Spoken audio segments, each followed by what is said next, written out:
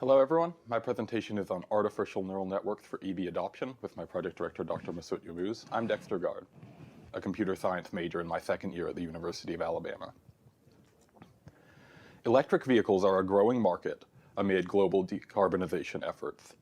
However, most research on the adoption of electric vehicles has focused on markets like Beijing and New York, while the Deep South, that is, Alabama, Georgia, and Mississippi in our context, has gone largely unexplored. We intend to bridge this gap with a novel model of EV adoption in the Deep South.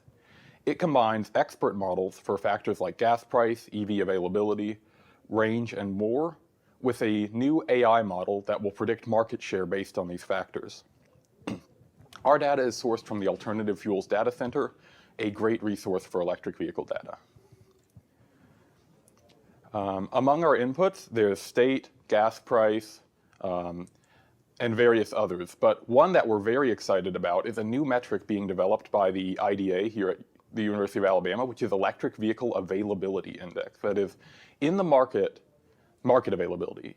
In the market, is there an electric vehicle for a given category? Can you get an electric vehicle as a large work van, as a minivan, as a small sedan, as a station wagon, one of any number of categories? This is a major factor, especially early in EV adoption, that was criminally underrepresented in research on the subject. We've also got other data like charging station availability, which will help us refine our model further. Our outputs are the market share for 4 types of vehicles: gasoline and diesel vehicles, plug-in hybrid vehicles, hybrid electric vehicles, and battery electric vehicles. Most of the modern push for electric vehicles has focused on battery electric vehicles, but the adoption of hybrids, and especially plug-in hybrids, is an important interstitial step in this journey. Before we talk about the specifics of the model, I'd like to speak on the definition of interpolation and extrapolation. Within these blue dots, which are our data, you can see that we are interpolating, making predictions within the space of data that we have access to. However, outside of this space, we are extrapolating, making predictions outside of the data we have access to. Notably, extrapolation is broadly less accurate in many cases, and a generally harder problem to solve than interpolation. However, there are ways to extrapolate efficiently. They just tend to lose a lot of resolution in interpolation as we try to purposefully underfit our data almost. So, as a result, we have developed 2 segments to this model, one of which interpolates and one of which extrapolates. Here you can see a set of data points and 2 lines. The blue line is great at interpolation but very poor at extrapolation. It's probably some kind of tree-based model if I had to guess, given that it flattens out at the ends. While the red model is great at extrapolation but has decreased accuracy at interpolation. If we could just combine these models, as in this image, then we could achieve greater accuracy both in and outside of the space with one nice overall model. So how do we do this in our context? Well, we have a linear interpolator model and an AI neural network extrapolator model that both take in the same data and make their predictions. Then, a combiner algorithm takes these results and determines whether the interpolator or extrapolator is more accurate. We then calculate error based on that and feed it back in.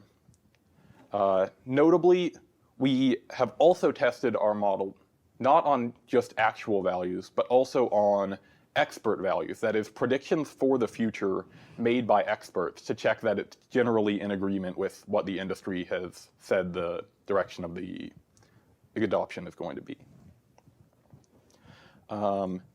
Now, this is our AI model in more specifics. You can see that, in this case, the linear model is broadly more accurate within all of the data points I've posted here. So you may ask, why do we need the AI model in the first place?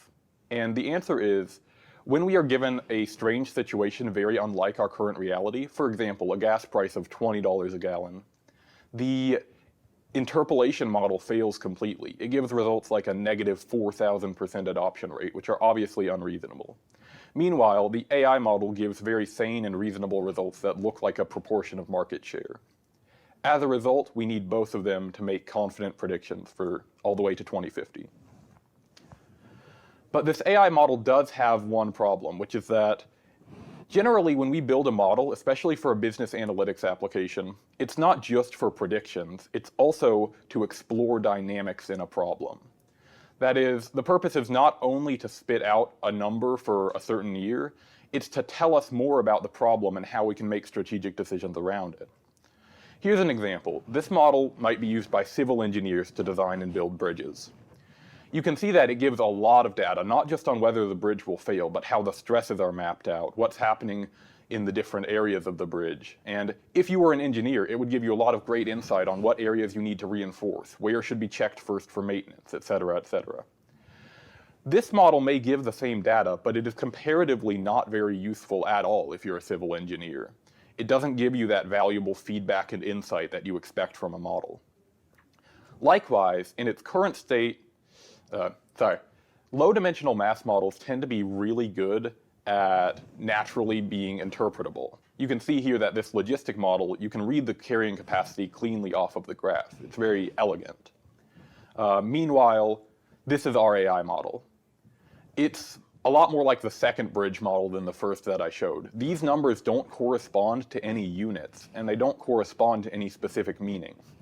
Looking at this gives us no insight into the problem, which is a serious issue in the business analytics space, where the purpose of the model is insight to the problem. So how can we fix this? There are various tools to open up this black box within the AI model space. Here is one for an image generation model, where you can actually see how the image processes data and how it imagines something, which this gives you much greater insight into the image generation. So how can we do that for our model? There is a tool called feature importance in which we randomize a feature, essentially, say gas price. We replace the gas price in our training data with just completely random values. And then we run the model and see how good our accuracy is.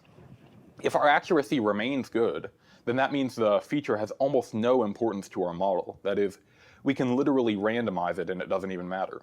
But if our accuracy gets very bad, then we know that that feature was critical to our model, and it's a very important variable.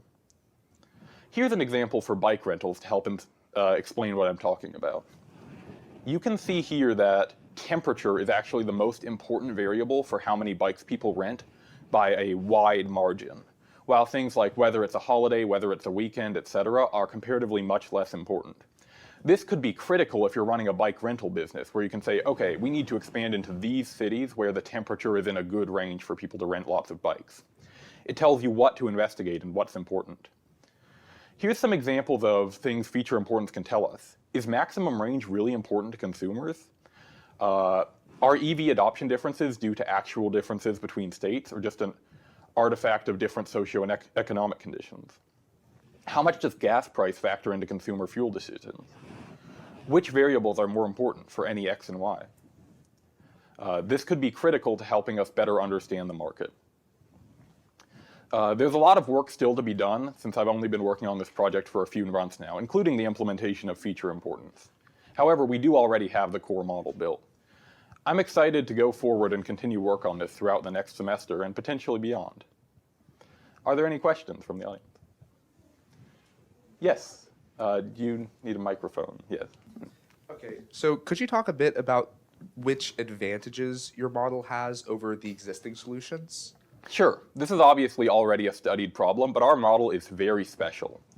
The reason for this is that it is hundreds and hundreds of times faster than any other model, which means it can generate huge amounts of data for lots of hypothetical situations.